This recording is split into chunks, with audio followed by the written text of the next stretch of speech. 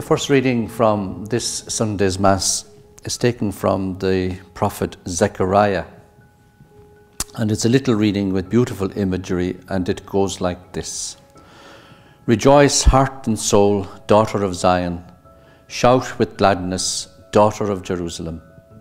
See now, your king comes to you. He is victorious. He is triumphant, humble, and riding on a donkey, on a colt, the foal of a donkey. He will banish chariots from Ephraim and horses from Jerusalem. The bow of war will be banished. He will proclaim peace for the nations. His empire shall stretch from sea to sea, from the river to the ends of the earth. And this is the word of the Lord. So that beautiful little reading from Zechariah is full of hope. Hope that war would end. Hope that we would have a peaceful world. And yet this year we are commemorating the beginning of the Great War of 1914 to 1919. A war which was terrible in its suffering, terrible in its tragedy. There is no war that is glorious. War is always based or has its roots on human failure and sin. In that great war, it is estimated that at least 16 million people were killed. 10 million of those were soldiers. And if you break that down, it means that each day of the war, 6,500 soldiers were killed. Incredible suffering. And also many people, many millions of people were also killed. Others suffered from famine and from disease during the war. The war was ended in 1919 with the Treaty of Versailles. But that treaty was flawed, and in it were the roots of the next great war, the Second World War, in which 60 million people were killed worldwide. And still today, wars and rumours of war continue to be the mainstay of our news, with conflicts in many parts of the world, especially at the moment in Syria and Iraq. And the killing continues with ever more sophisticated weaponry. Martin Luther King got it right when he said, "Our scientific power has outrun our spiritual power. We have guided missiles and misguided men." History shows us that there's a tendency in the human heart to go to war. This tendency is not just expressed in the battlefield. It happens in a multitude of arenas much nearer home. We have, for example, to think only of the number of violent crimes carried out against people, violence in families, verbal or physical violence, bullying, racism, and the list could go on. But the way of war is not God's way. Zechariah was wishing for the end of wars, and that's why he presented such beautiful imagery. The prophet dreams of a day when the warrior's bow is banished and the sound of gunshot is finally gone away.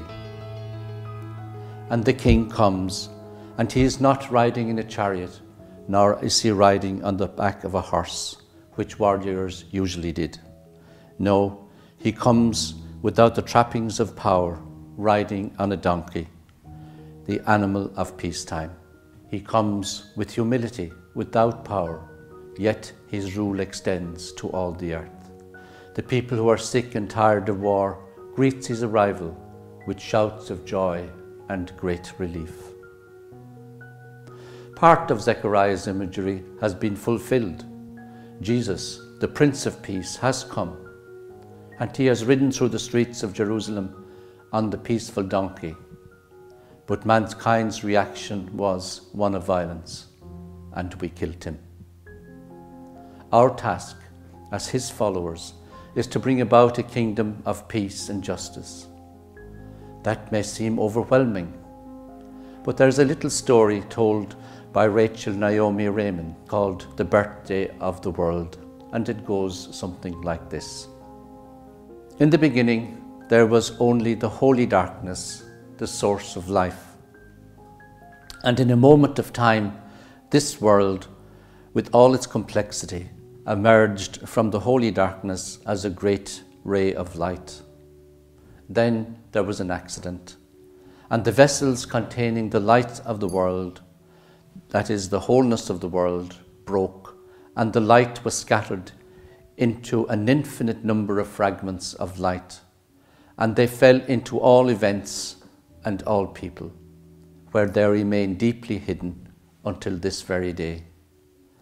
The whole human race is a response to this accident. We are here because we are born with the capacity to find the hidden light in all events and all people, make it visible once again, and thereby to restore the innate wholeness of the world. The restoration of the world is a collective task. It involves all the people who have been ever born, all people who presently live, and all people yet to be born. We are all healers of the world. This story opens a sense of possibility. It's not about healing the world by making a huge difference. It's about healing the world that touches me, that's around me. That's where my influence is. Many people feel powerless in today's situation. The story gives us a different way of looking at our power. I think that we all feel that we are too insignificant to be able to fix our world, and that we need to be more than the people we are.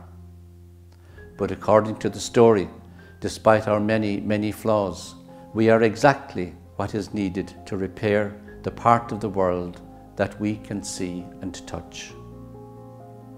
It is not through power and violence that we are going to succeed, but rather through gentleness, kindness, and compassion. Our task is to find the healing light in ourselves and in the people and events around us, so that once more we may have a peaceful whole world.